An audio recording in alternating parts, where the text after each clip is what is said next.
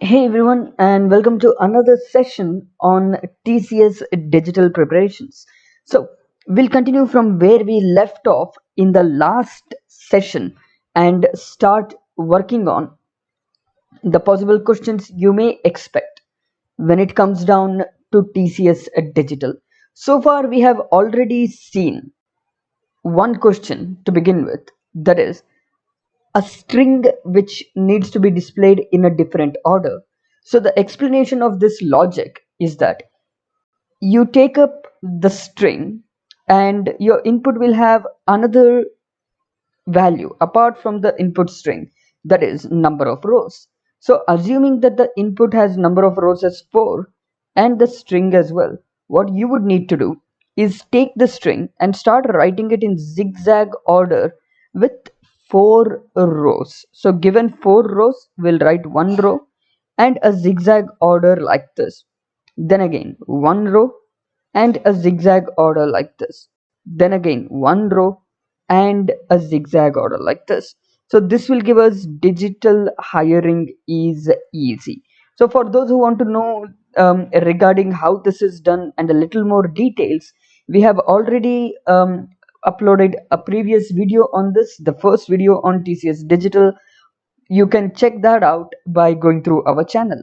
So let us continue from here and go on to the next part of this video. So that is next part of this program. So this is supposed to be the output, as in case once you get to know how this zigzag series will be, you need to print it row wise in an order. When we print it row wise in an order, it comes up like this: D L G Y. Those are the first 4 characters. Then I A H followed by N I S as expected. Then G T I S A. So G T I S A, and then I R E at the end. So we need to take the input string, we need to take the number of rows, we need to figure out a way to write in this order, and this output string, whatever is supposed to be in the order of a zigzag, we need to print it without the spaces in a single line. So far, just to revise, in our last video, what we have done is create the exact same thing, but we were able to print only the column parts, that is the columns where all characters must be there. We are able to print it as of now. So our next work is to figure out how to print these values. So just to recollect from the last session, what we have done so far is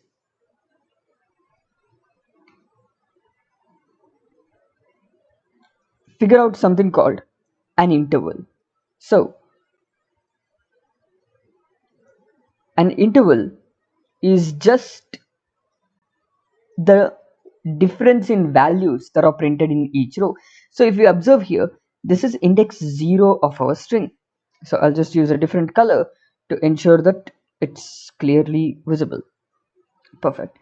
So let's say this is index 0, index 1, 2, 3, then index 4 and 5 and 6. So in the first row, what am I writing after index 0? I'm directly going over to index 6.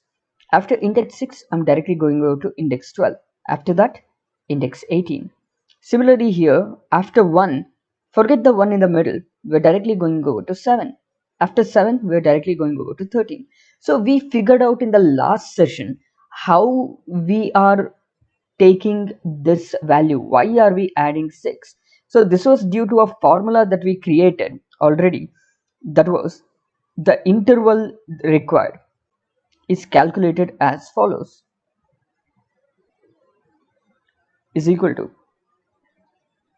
simple formula to calculate interval.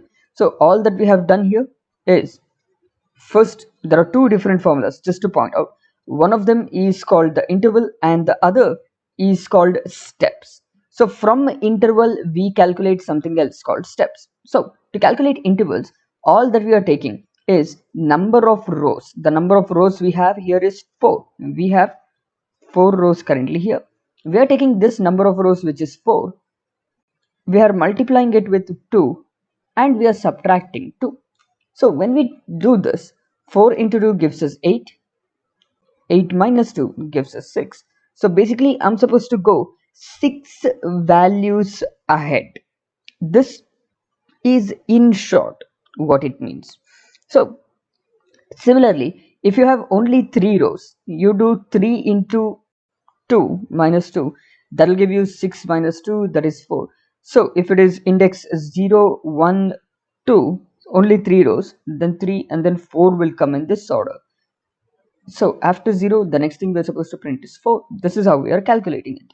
So we have calculated the exact value that we are supposed to print. So from here, the next thing we're going to do is figure out what are we supposed to print in between. Now, before doing that, I'll just show the output as well for your reference. Let's just compile this program and execute the same. So we are getting this particular output. If you observe here, it is DIGI, sorry, let's read it here, DLGY as expected, the first row.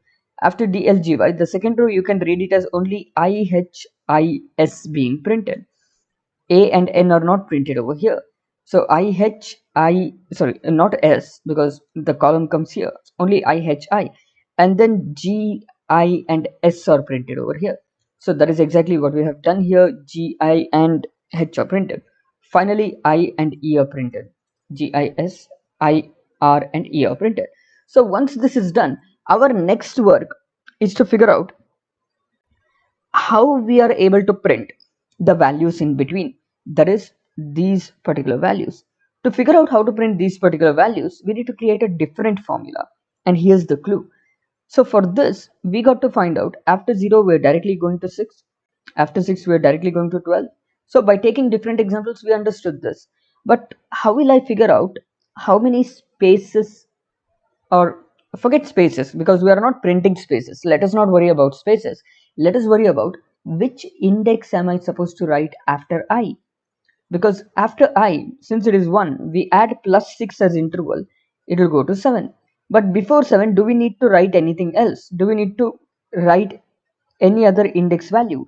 To do that, we will use a different variable to identify it by using a formula called step. To calculate step, this is what we need to do. Now, if you observe here, in this particular case, for row 1, you're adding 4. For row 2, you're adding 2. For row 3, you're directly adding 6. For row 1 also, you're directly adding 6. So there must be a reason, there must be a formula of how we can calculate this. So if you observe, you can basically state and understand that this step value depends on intervals. So if this step value depends on interval, because depending on number of rows, where you write this will differ. Because in 3 rows, it will go like this. Only second row will have, third row will not have anything. But in 4 rows, third row will have a middle value, second row will also have a value in middle. First and third won't. Or row number 1 and row number 4. In here, 0 and 3 won't.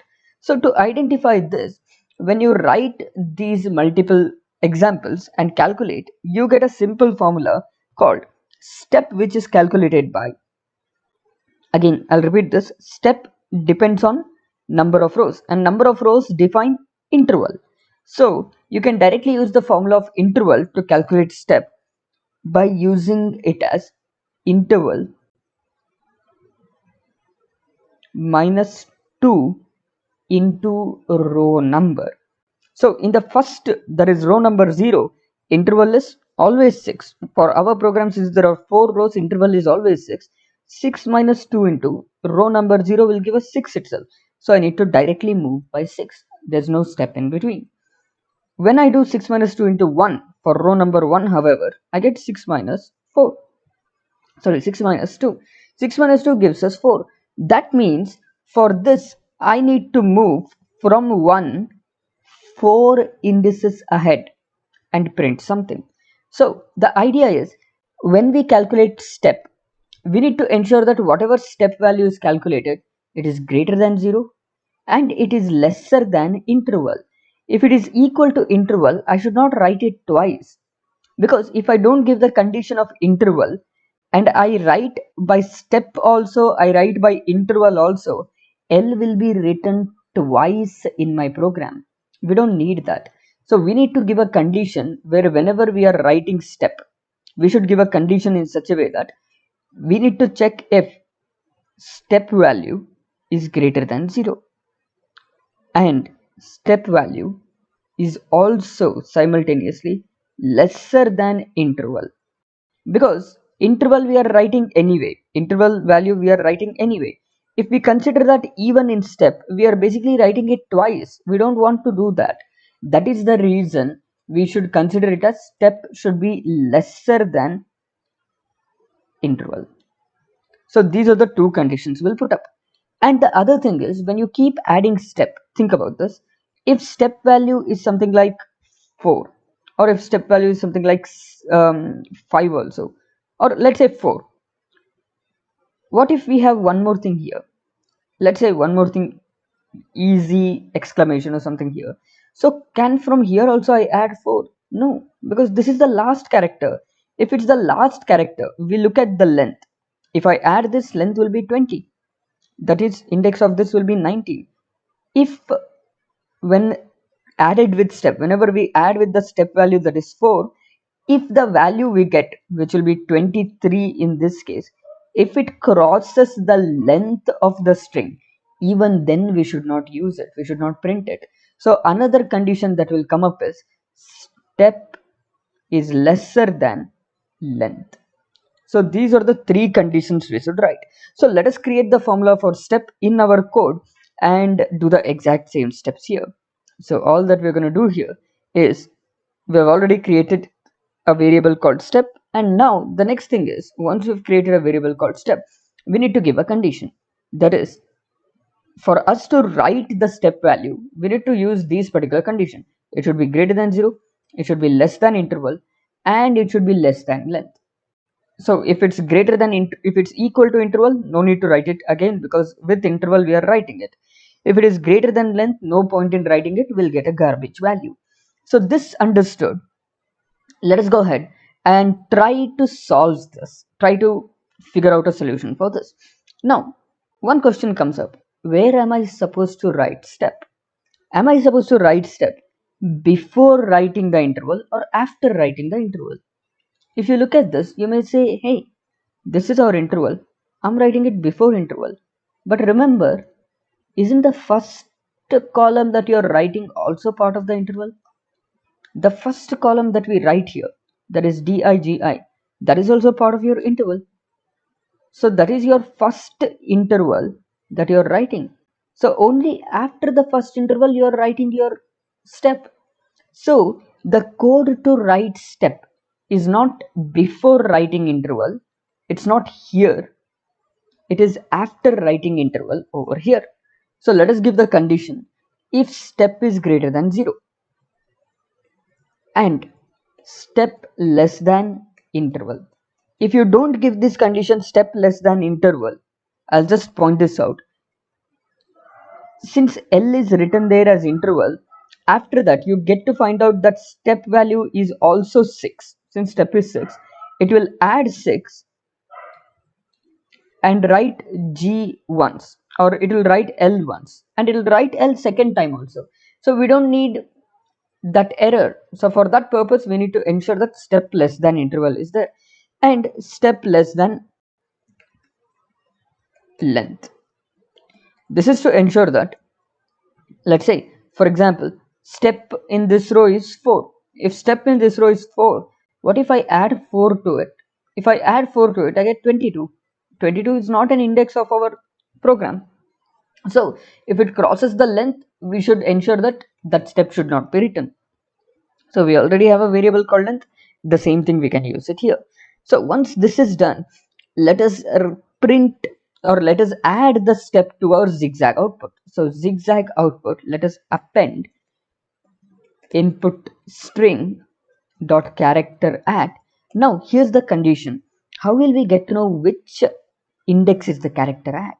Because when you look at this, when you observe this, after printing D as the interval, if you look at this code, first thing you're doing is printing the interval or adding the interval to our string builder. After adding the interval to our string builder, you are checking for step. So after adding the interval, we are checking for step. So once we get to know that there is a step value is 4 here. Is 4 greater than 0? Yes. First condition is check. Is 4 less than interval? Interval is 6. This is 4. Second condition is also check. Is 4 less than length? Third condition is also check. Since it is checked, I have this 4.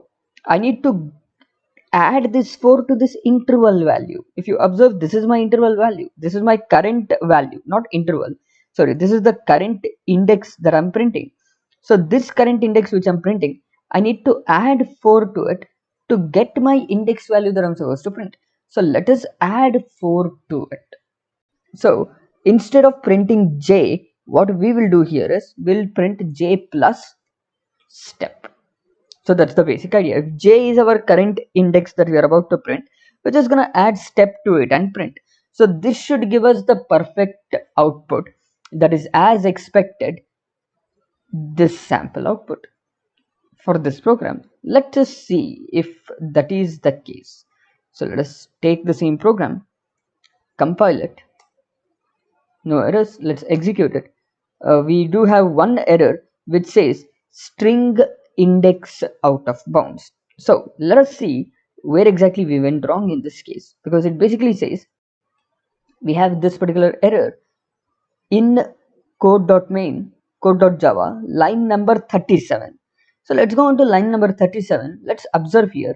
If you observe here, when you try to add j plus step, j is our current value.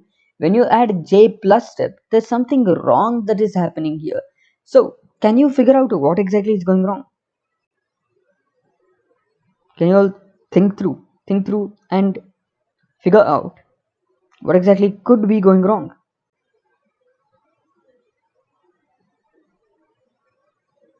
So the point here is pretty simple. The condition is step value should not be less than length. So one observation you should make. So you can only get to know whether you're passing all the test cases, whether you're clearing all of them, when you try solving your program with different inputs manually. So that is the best way to figure out test cases. Try different inputs manually. Try a larger input, try a smaller input, try a negative input when it comes to numbers. When it comes to strings, try many different kinds of strings. So that is how you get to know this. So now the condition is I have given step less than length. So let's assume in this case, I'll explain why exactly it is wrong.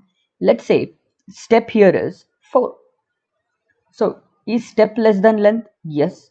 But when I'm in index 18, step is 4. Step is less than length. Of course, length is 19. Step is less than 19. So I can add 4 to it and go to that index. But when I go to that index, I'll get 23 or 22. I'll get array index out of bound here. So for that purpose, it's not step less than length. Whatever j current index you have, if this is my current index, after adding step to my current index, the next value that I get, which I'm supposed to print, and that should not be out of boundary. That is what we are supposed to figure out. Now that we have done this, let us try compiling it again and running it. Now we've got an output. If you compare it with this, so here the basic point, if we compare it with this, you get to see that the output here, I'll just save this, compile and run. So you get to see it's pretty much still the same. It's mainly because whatever you have added, it hasn't been updated yet. So there must be something else still very wrong over here. Let's try figuring out. Let's try looking at this code and figure out what else is it that we have gone wrong in. If you observe here, the mistake that we have done is immediately after finding the value, immediately after finding the interval, I'm supposed to find a step. Immediately after finding the value, I'm supposed to find the step next to it, not step after finding all values. what we did was, this if condition was outside the for loop. If the if condition is outside the for loop, we are trying to find out other index after entire columns are done. That is, after all these columns are done, we are trying to find index after all the columns together are done. Then we can't find it. There will be nothing left at that point of time. We just have to exit. For this purpose, we are supposed to take for each value that you print, or each column value that you add, immediately you should check if I can add step to it. If I can, then add the step to it, then add the character as well. So let's try finally whether this works. We have seen all the different errors that we could have made, and we did make, and now when we compile and run, we get to see the exact output. Exactly as the sample output states, we've got the same thing. So this is a common kind of question that you can possibly expect in these interviews. Followed by this, there are a lot of other questions that you can expect as well. Now I'll just copy this entire code for your reference, and from here we'll go on towards another question, another common question that you can expect, that is called look and say error, or sorry, look and say series. So if I may correct it, it's called look and say series. So the idea of look and say series is, you look at a series and you can spell it out. So it is also called look and say, spell and say, or count and say. It is specified with many names. So this is a common program that has been asked, and even if it's not about this program, this is a common program by which you will be able to understand how to convert strings to integers, and integer to string, vice versa as well. So with this conversion idea, you will get a good idea of how to solve many such programs which could be given. So to understand this easily, let me just explain the basics. So you have a number like 1. This is your first number of the series. Now to find second number of the series, you need the previous number, something similar to Fibonacci series. So to find nth number of this series, you need n minus 1th number of the same series. So let's find the second number. To find the second number, you need to spell out the first number.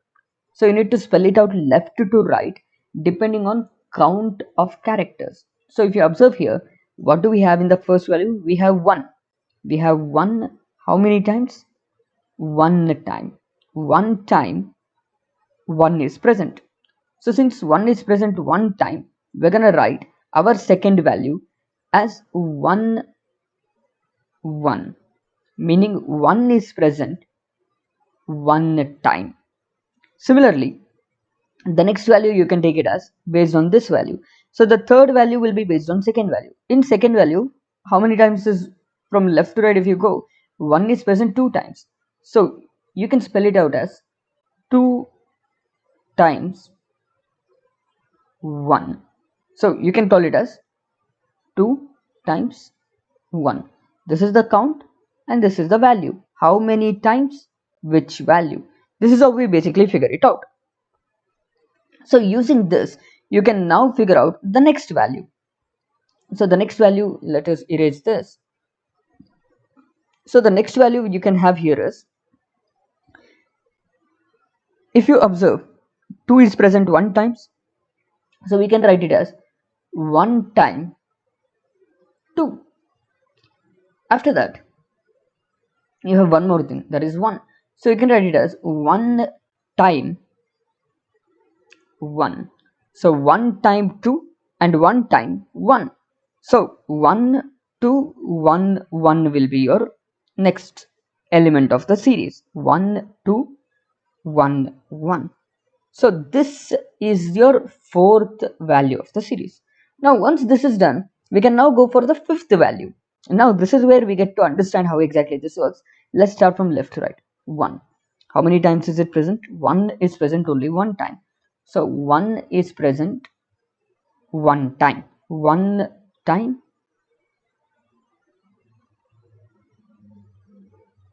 1. After 1 time 1, the next thing you have is 2. How many times is 2 present? Again 1 time. So 1 time 2. After this, if you observe, you have 1 2 times. 2 times you have 1. So this I will write it as 2 times 1. So 2 times 1. So if you observe 1, 1, 1, 2, 2, 1. So it is 1, 1, 1, 2, 2, 1. If you spell it out, this is 1 times 1, then 1 times 2, then 2 times 1. This is our fifth term of the series. So what we need to do is write a program which can figure out the nth term of the series. So this is some kind of question that you can expect. You can also expect modifications of this program as well. I'll give you a couple of examples of modifications as well, just for the reference here. So it can be something like, let's say, instead of in this way, it can be the opposite. Instead of 2 times 1, you can write it as 1 written 2 times. So something like this can be us, which is slightly different, or a lot of different combinations can also be asked out of this. So I'll be sharing a few combinations further on in this session, but let us take a look at how we can possibly solve this. How can we possibly solve this? So to do this, if I need to calculate this particular term, the first thing I need is the previous term. Without previous term, I cannot calculate this. There's absolutely no way. So I need the previous term to calculate it. So when I have the previous term, I need to move left to right. When I move left to right, when I take first character, I cannot compare it with anything before it, because the moment you take first character first time, it's only available one time. Whether it is 1, 2, 3, 4, 5, 6, any number it is only available one time. So no need to immediately say first character is present one time. What we need to do is check for second character. Our condition will be check for j equals 2. We should start with j equals j equals index as 1. We'll start with this particular value. For this value, is it same as previous value?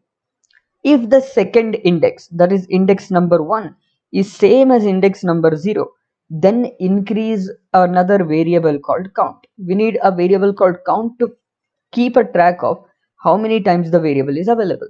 So we'll immediately keep a variable called count whose value is 1. So with this value as 1, which is available one time, and when we start from second value, that is index number 1, we check if this index is equal to the value before it. That is, if this is string str, we will check if str of j is equal to str of j minus 1. If they are equal, then the first step you're going to do, if str of j and str of j minus 1 are equal, we increase count, stating that the number is available more than one time.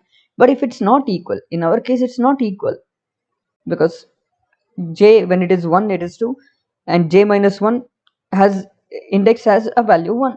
So j and j minus 1 indices are not equal. Since they are not equal, whatever is behind it, it is present so many count number of times. So we have to write count first, how many times, then the number. So we have to take this count, write it here. I'll just erase this. We'll take the count 1, write it here, and then write which number it is. So 1 time 1 was present. Now after this, we'll increase j again. So the variable is printed how many times? Since it is already printed how many times, before you go to next variable, you should reset the count to 1. What if the previous value was present 2 times? In that case, your count will be 2. So you can't increase it to 3 now. You should reset it back to 1. That's why for each value we print count and number of times. Once it is printed, once we go to the different number, we immediately reset count to 1. So when str of j and j minus 1 are not equal, we first write count, then we write the str of j minus 1, these many times this value, and right after doing that we also reset count. Now let's go for this. Let's increase j to 2. When j is 2, let's compare again str of j and str of j minus 1. Are they equal? No, again they're not equal. So since they're not equal, this value is done. So how many times is this available? Only one time. So one time str of j minus 1 value, that is 2, is present. This is also done. Now let's go for the next value, j equals 3. When we do this, we check j equals 3. Is it same or different from j equals 2? It is different. Sorry, it is same. Since it is same, we're gonna increase the count over here. We're gonna increase the count over here. Once the count is increased, we will then go to the next j value. Apparently next j value is null character. So you need to repeat this until you reach null character. And even when you reach null character, you still need to continue, because whatever is behind null character, and that count also you should write, because if your current character is this, you write how many times 2 is printed, 2 is available. If your current character is this, you write how many times this is available. So even when it is null character, we are supposed to execute it. So we need to keep a special condition that in an infinite loop of this, we keep on repeating. When we reach null character particularly, whatever is the value before it, str of j minus 1, here if j is equal to 3, like 0, 1, 2, 3 and 4, sorry 4, when j is equal to 4, we take str of j minus 1. When it is null character, we take the previous value whatever it is, and how many times is that available? 2 times. So 2 times 1 is available. That is how we write it. After writing it, we need to end it with null character. This will become our current value. So if user wants to know 6th value, we got to know 5th value using 4th value. Now from this 5th value, we need to find out or identify 6th value. This is how we work through this program. Now, I hope that gives all of us a really good idea of how exactly we're gonna write this program. Now, with that idea, we can start writing this particular program from scratch. So, to make it easy, this program we're gonna write it in C++. So, I'll just take one more file. So whatever is available, look and say previously written, I've just deleted it. Let's write it from scratch.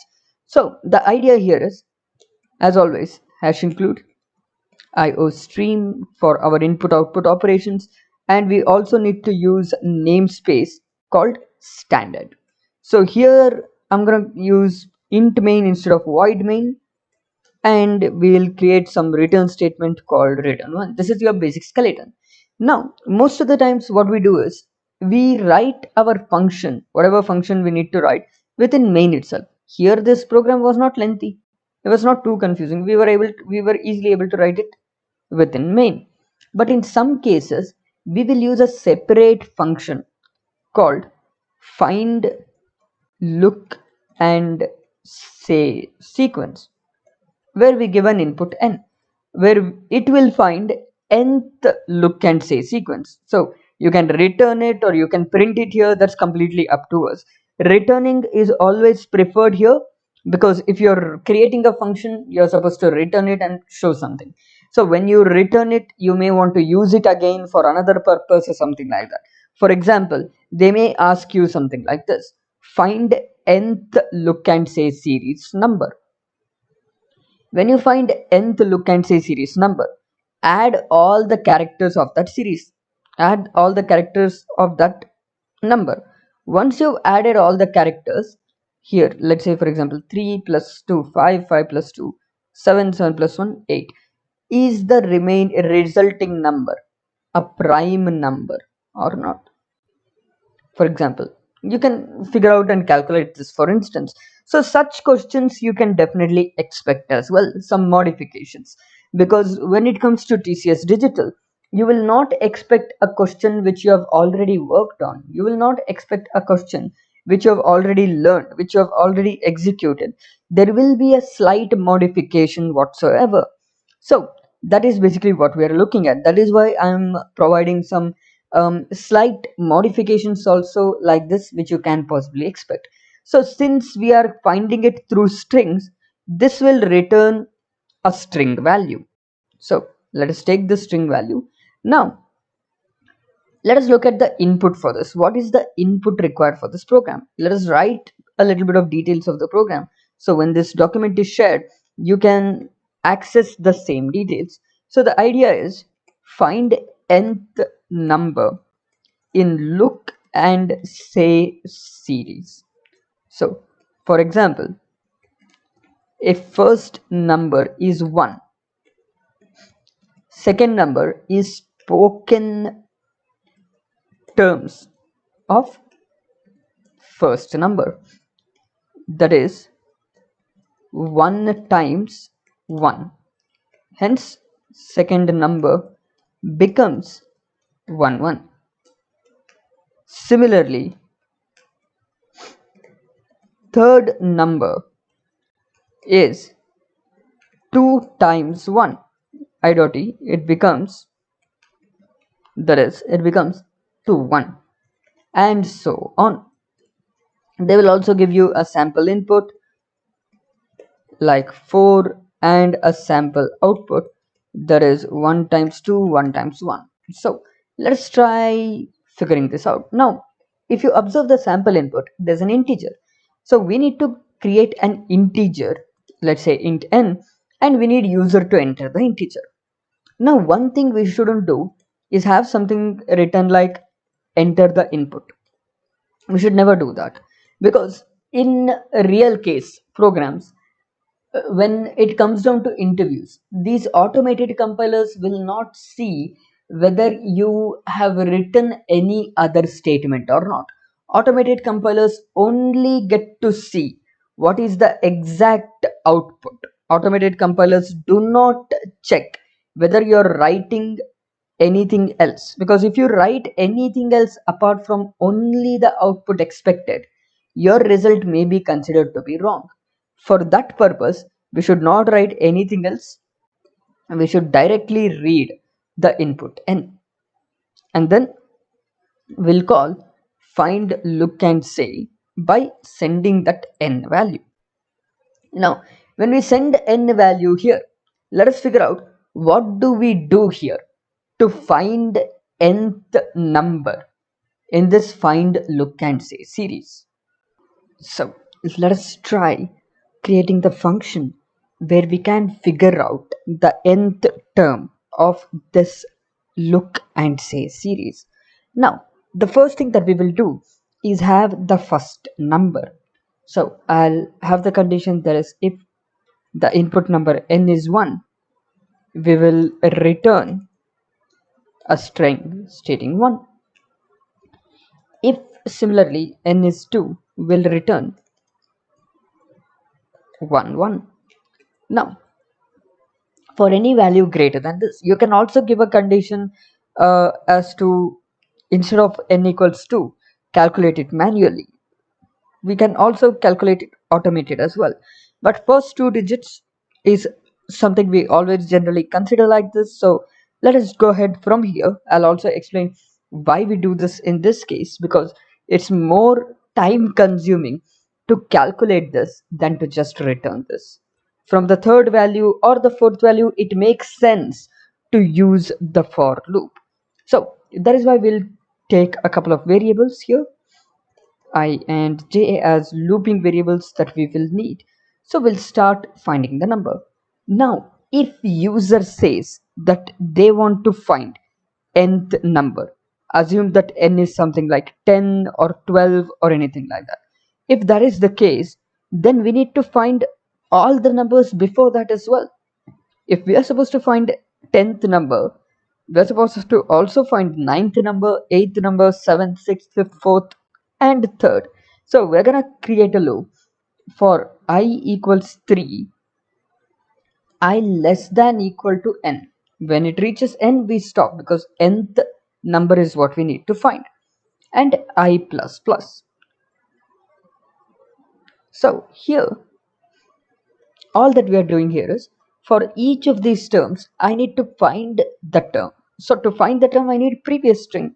So previous string, I'll store string str as 11. This is my previous string. Using this, we're gonna find the next string. So the next string, what I will do here is just save it temporarily as temp. So we'll call string temp equals just an empty string for now. It's got nothing. This is what we need to calculate. And one more thing we got to know is that we need count variable for everything, and count needs to be reset to 1 each time. So I'll just create a variable called count is equal to 1. Let us do this. Now once we have this, that is, in our case, let's say this is the current variable we have. So if this is our string str, what we are doing here is having one more variable called count, which is initially 1, assuming that first term occurs one time exactly. So with this count value, the next thing that we have here is another variable called temp. Temp will have initially nothing. Let's consider it's empty as of now. So first thing we're going to do here is start with the second index. Let's say your indices are 0, 1, 2 and 3. Let's start with index j is equal to 1. When index j is equal to 1, I'll check if string of j is equal to string of j minus 1. If they are equal, increase count and go to next value of j. If they are not equal, you know that whatever is here is only present one time or count number of times.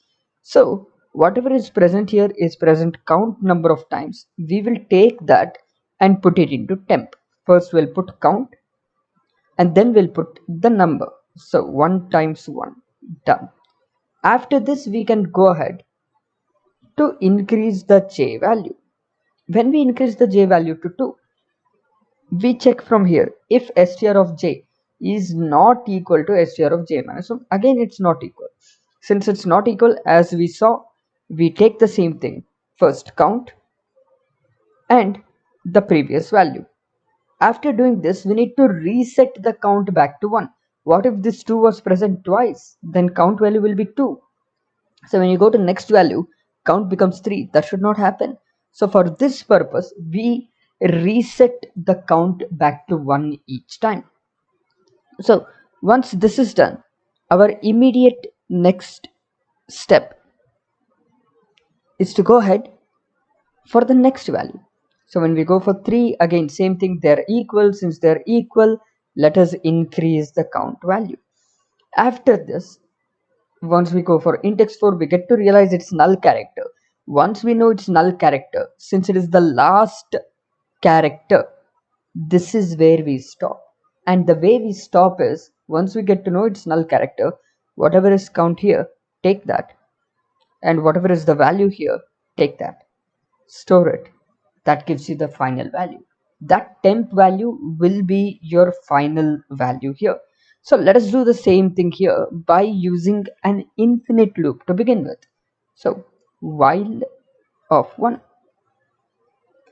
So here you can either use while or you can use a for loop as well, where you can use for j equals 1 semicolon j plus plus. So no condition given. We will give a condition here if str of j is equal to null character. If it is equal to null character, we do something different. That we'll remember. Now if it is not null character, we need to check if str of j is equal to str of j minus 1. This is one case. And else another case. So this condition is entirely different. If it is null character, we stop, we complete and we exit the loop. So there's no else required. This is a completely separate condition compared to the rest two. So here what we're doing here is we're checking if it is end of the string, then we perform something. If not, this is where we're gonna go. So let's see what to do. if str of j and str of j minus 1 are equal, what are we supposed to do? If they are equal, then we only increase count. If they are not equal, however, in this case, take this for instance, once you are here,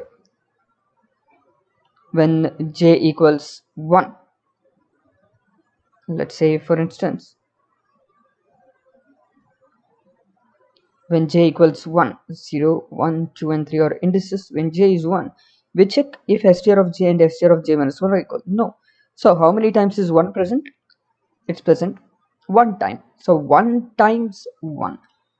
So first we're going to take count, store here, then we're going to take this value, store here. Now the problem is, count is an integer. Can I store integer directly in a character of string?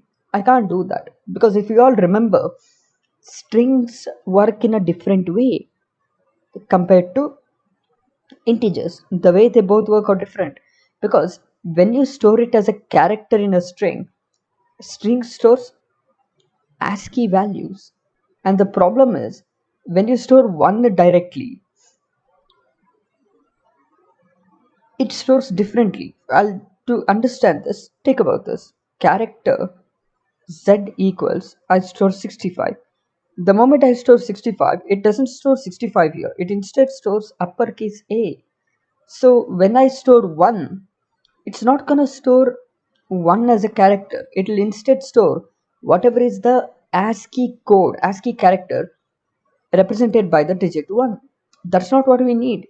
For that purpose, I need to convert this to character 1. To understand how to do that, we need to know numbers 0, 1, 2, 3 and so on up to 9 have the following ASCII code. 0 is stored as the ASCII code 48, 1 is stored as the ASCII code 49, 2 as 50, 3 as 51 and so on up to 9 as 57. So they are stored in ASCII range of 48 to 57.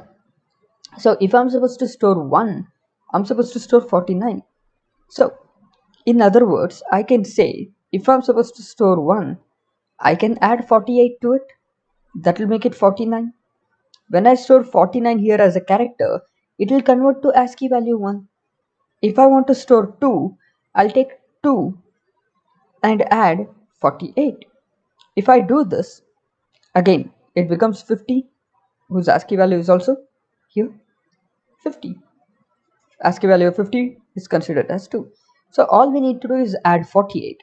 So you can either add 48 or 0 in single quotes, because 0 in single quotes is same as 48 as a number. So what we will do here is, if the current character and previous character are not same, so I'll just write the conditions here, comments.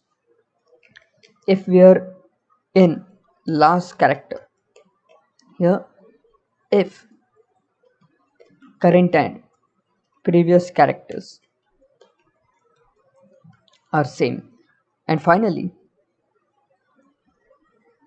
if current and previous characters are different.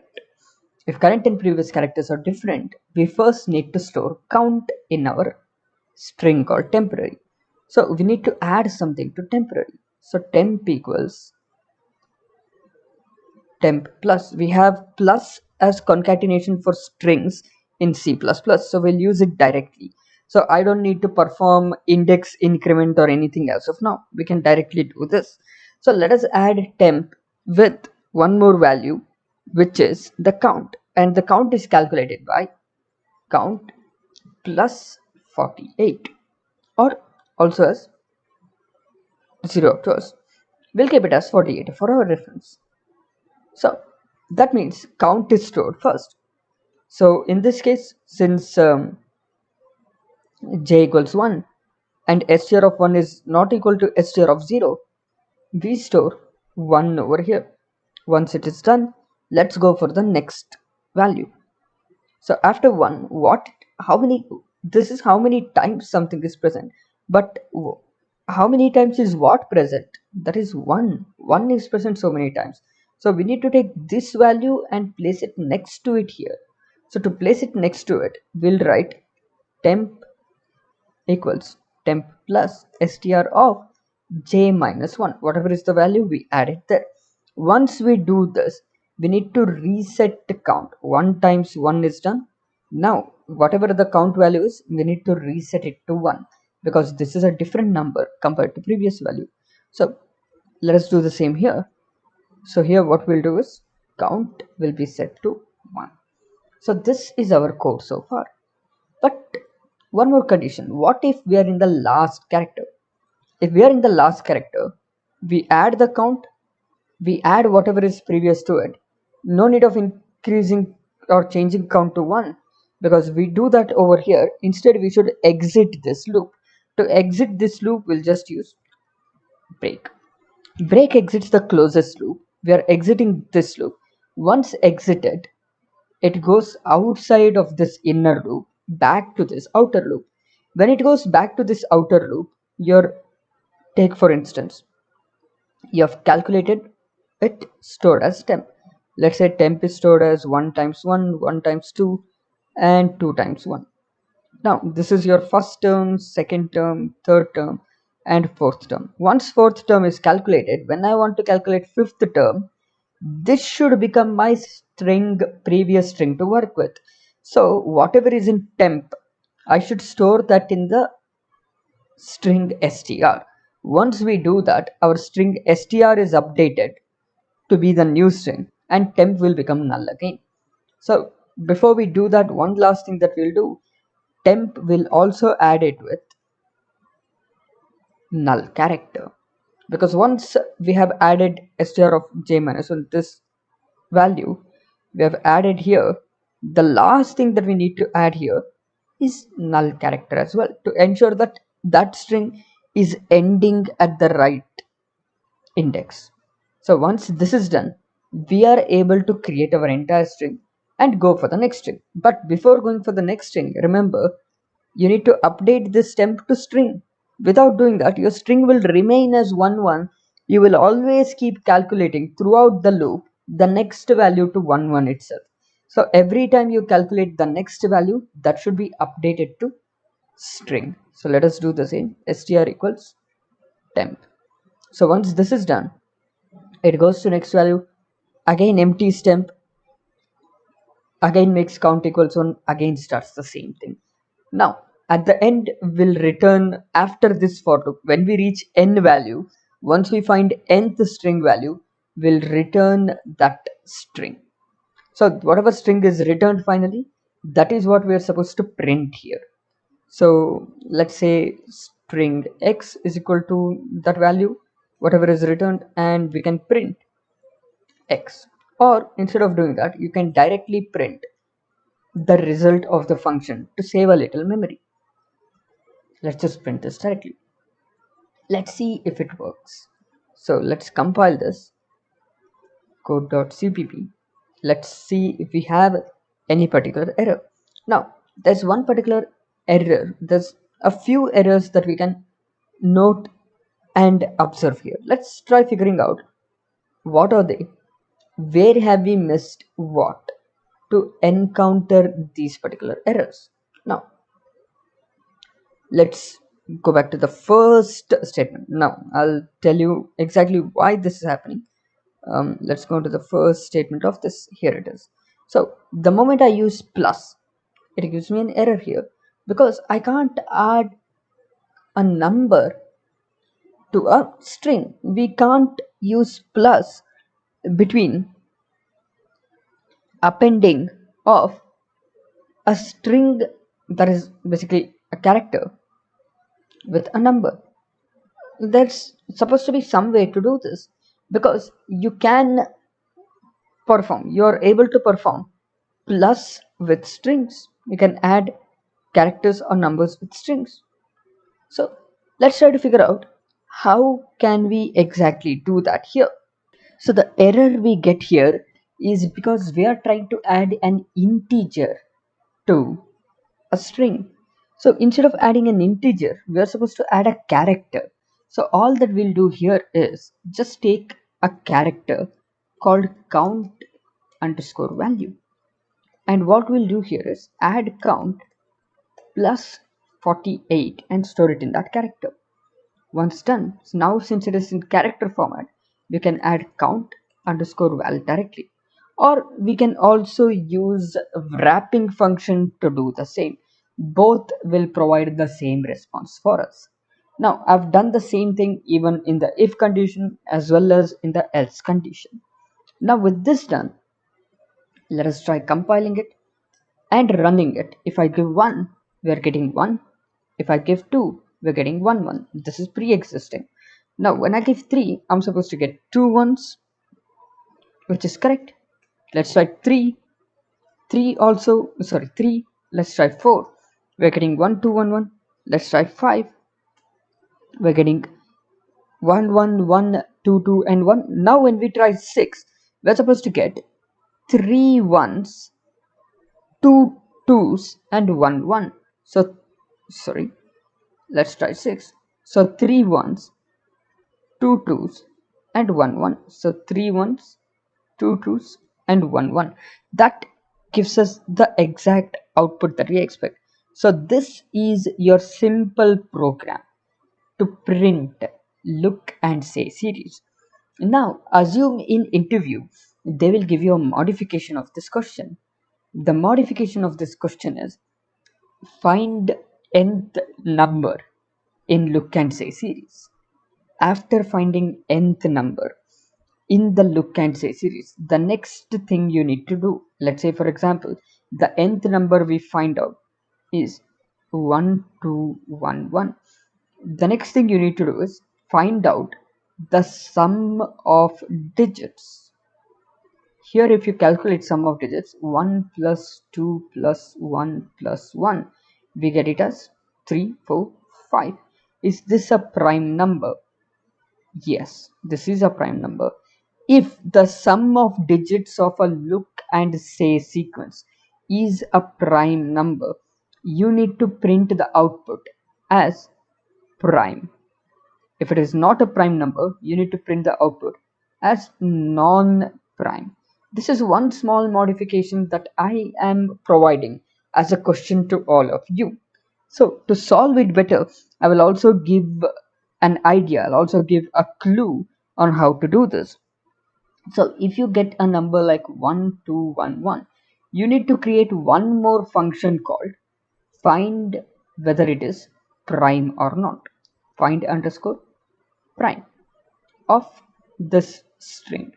So that find underscore prime function should take each character one at a time. So for let's say I equals 0, str of I not equal to null character. Until you reach null character, keep on increasing I by 1. So here all you need is another variable called let's call it as value for our reference. This is an integer variable which is 0. So for each character we find, what we do is we take that character, that is str of I, and we subtract 48. Once you subtract 48, see, when you take str of I, it's a character. So when you are subtracting a number, it has to be converted to its ASCII code. The ASCII code of this character will be exactly 49, because 49 minus 48 then becomes 1. So this 1 will now be added to the value. So you can add that result to value here. Keep on doing this. For first case, value will become 1. Then I increases, you get 2. 2 is 50. 50 minus 48, you get 2. You add that, it becomes 3. Then add one more, then add one more. So whatever final value you get in the variable value, then here before the close bracket, write a small code to find whether value is prime or not. If it is prime, print it is prime. If not, print it is non-prime. That's the basic program to find out whether sum of digits of a look and say sequence or count and say sequence or see and say sequence is a number which is prime or not. So I will share the same for reference, and this will be shared in your description of the video, so you can check this and view this later on. So although also the modification of the program that has been asked, you can try it out, and those who are successful can post it as a comment to this video, so others can also give it a try and get to know how to work with it, how to execute it, and how to try the same out as well. So the major thing that is required from here, the more programs you do, the more programs you try, the more practice you have, the better it always is. So for that purpose, we have a lot of videos in our series.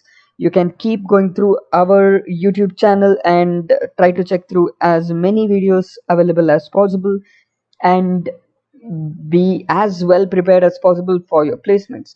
Also, there are many other videos on aptitude technical as well as verbal, and if you'd like to go through a complete training, the description is of how to get into the training is right there in the description of this channel as well as the video. You can join us up and get to know more about the same.